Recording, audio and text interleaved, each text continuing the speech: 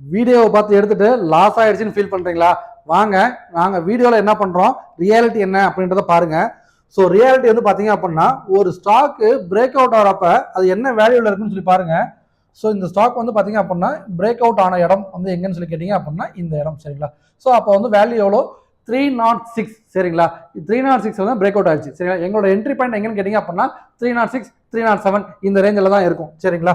அதுவே மார்க்கெட் முடிஞ்சதுக்கு அப்புறம் நாங்க போஸ்ட் பண்ணும்போது அதோட வேல்யூ என்னன்னு சொல்லி கேட்டீங்க அப்படின்னா, ஸோ மார்க்கெட் முடிஞ்சதுக்கு அப்புறம் தான் நம்மளோட வீடியோ வருது, சரிங்களா? ஸோ இதோட க்ளோசிங் பிரைஸ் என்னது?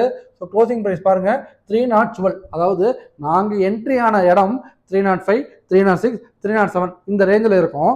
நாங்கள் வீடியோ போடும்போது அதோட ரேஞ்ச் என்னது? 312, சரிங்களா? கிட்டத்தட்ட 6 ரூபா ஏறிடுச்சுங்க. அதுக்கப்புறம் பார்த்தீங்க அப்படின்னா next day morning market open ஆனதுக்கப்புறம் நீங்கள் ஸ்டாக் எடுப்பீங்க, கரெக்டுங்களா? ஸோ அப்போ அதோட விலை எங்கன்னு கேட்டிங்க அப்படின்னா ஓப்பன் ஆனது 314 ஓப்பன் ஆகுது, சரிங்களா? நாங்கள் எங்கே என்ட்ரி ஆனோம்? 306, 307 என்ட்ரி ஆனோம். நீங்கள் எங்கே என்ட்ரி ஆகிறீங்க? 314 என்ட்ரி ஆகிறீங்க.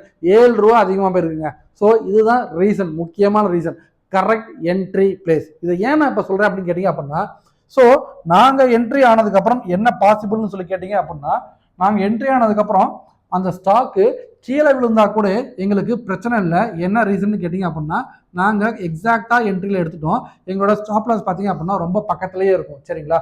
ஆனால் நீங்கள் வீடியோ பார்த்துட்டு நெக்ஸ்ட் டே என்ட்ரி ஆகும்போது எங்களை கம்பேர் பண்ணுறப்ப நீங்கள் வச்சிருக்க ஸ்டாப் லாஸ் பார்த்தீங்க அப்படின்னா, அதாவது இங்கேருந்து ரிஸ்க் எடுக்கணும், புரியுதுங்களா? ஏன்னா மார்க்கெட்டில் நான் முன்னாடியே ஒரு வீடியோ சொல்லியிருப்பேன், ஒரு கான்செப்ட் இருக்கு. ஒரு ஸ்டாக்கு பிரேக் ஆயிடுச்சு அப்படின்னா நிற்காம மேலே போகணும்னு எந்த அவசியமும் கிடையாது. ரீட்ரேஸ்மெண்ட் எடுத்துட்டு கூட மேலே போகலாம், சரிங்களா? ஒரு ரைட் பிளேஸ்ல என்ட்ரி ஆயிருந்தோம் அப்படின்னா ரீட்ரேஸ்மெண்ட் ஆகும்போது கூட நமக்கு பெரிய லாஸ் இருக்காது. அப்புறம் இதுக்கு அடுத்தது இந்த ரீட்ரேஸ்மெண்ட், அதாவது இந்த எல்லோ அதாவது ட்ரெண்ட் லைனோட வந்துட்டு போயிடுச்சுன்னா கூட பெருசா லாஸ் இருக்காது. ஆனா அதை தாண்டி கீழே இறங்குது அப்படின்றப்ப அடுத்த சப்போர்ட் பார்த்தீங்க அப்படின்னா இந்த டிஸ்டன்ஸ் வருது, புரியுதுங்களா? இது வந்து பார்த்தீங்க அப்படின்னா கிட்டத்தட்ட வந்து ஒரு 3 to 4% இருக்கிறதுக்கான வாய்ப்பு இருக்கு. ஆனா இது எங்களுக்கே 3%, 4% இருக்குன்றப்ப நீங்க நெக்ஸ்ட் டே பார்த்துட்டு என்ட்ரி ஆகும்போது அது எங்க போயிடுது? 6%, 7% போயிடுது, சரிங்களா? ஸோ இதுதான் ரியாலிட்டி.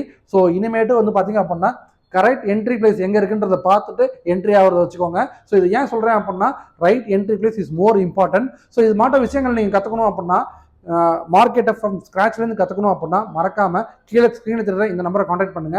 நாங்கள் உங்களுக்கு A to Z from entry எங்கே ஆகுது, ட்ரெண்டிங் ஸ்டாக்ஸ் எப்படி கண்டுபிடிக்கிறது, டார்கெட் எங்கே வைக்கிறது, ஸ்டாப் லாஸ் எங்கே வைக்கிறது, இது மட்டும் எல்லா விஷயத்தையும் நாங்கள் உங்களுக்கு சொல்லித்தரோம். ஸோ ஸ்க்ரீனில் தெரியுற இந்த நம்பரை கான்டாக்ட் பண்ணுங்க. இது மாதிரி ஸ்டாக்ஸை பற்றின ரெகுலர் அப்டேட் வேணும் அப்படின்னா மறக்காம சேனல் ஃபாலோ பண்ணுங்க, சப்ஸ்கிரைப் பண்ணுங்க. ட்ரேட் பண்ணுறவங்க ஃப்ரெண்ட்ஸு கண்டிப்பாக ஷேர் பண்ணுங்க. Tata, bye by.